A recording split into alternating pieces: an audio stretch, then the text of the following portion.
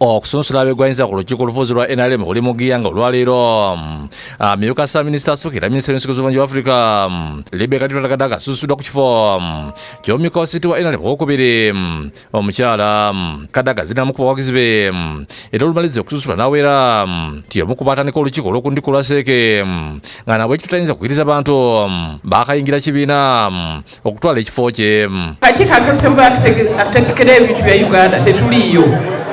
Awo nno tubakugira okusaba kwaffe nebaga ati abakyala tubadde tubanyiga tubakolera entebe eno omuntu abujala ayogereragamu ensonga zaabwe era entebe ne bagiteekawo era nebazawo aba NRM nti ze gwe balonda bakazi ba Uganda bonna nti bona otula mu ntebe eyo.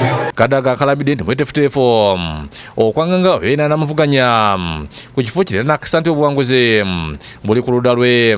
Kitandiseeko zekirimu era zejja okukibeeramu. Abawagizi babuweza okufefeta akalulu okakasa nti addayo ku Seeke. Mulasunsula minisita omubeezi w'obutebenkevu Meja Jenerali Muhwezi nga z'okuvuganya ku kifo kyakukiikirira abazirwanako ku Seeke era nga naye awera kuwangula. I have served diligently in this position. We have achieved a lot of things. Minisita Microfinance Hajaluna Kiine Kasolo naye asunsuddwa okuva ku kifo ky'omumyuka wa ssentebe wa NRM mu Buganda. Ono asitudde abaleka abamyuka wa pulezidenti babiri okuli Edward Kiwanuka Kasika ne Profesa Gilbert Bali Basika Kenya mu kiseera kino ye muwabuzi wa pulezidenti ku nsonga z'obutonde bw'ensi.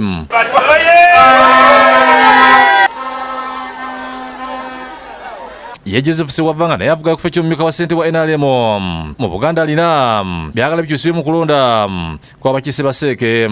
Oba olina ebifo bina, oli chairman wa district, oli member wa parliament, olina minisita, ebifo kino oba okinoonyaako ki nga si mululu? Si kirungi okubeerawo omuntu omu ng'asitudde entebe 3, ntebe 4, ntebe 5 ate nga tulina abantu abalala balina obuvunaanyizibwa abalina ebisaanizo. Ekindeese kyakulabanga ffe abasawo tuvaayo tulwanire mu NRM tufune obufuzi mu NRM.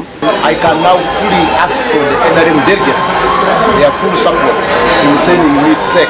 Ndi muwandiisi mulungi era bwentandika okuwandika peni bwebanga tendaba kuggwamu sosobola gita. Aba delegates njagala batandika okufuna facilitation over monthly facilitation. That I have been duly nominated to contest on the position of Vice Chairperson, Women's League.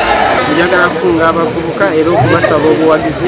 Yalozia Kyabagwa avuga ku kifo ky'omubaka wakyotera kawunta addukidde mu kakiiko by'okulonda aka NRM nga yemulugunya ku bavuganye nabo okumugana okuyiga abalonzi katuuti ke kamo. Saba okuddibwamu mu butongole kiki ekisaliddwawo ekyotera. Robina Nantale yakusakidde Ggulo ku Lwabukadde TV.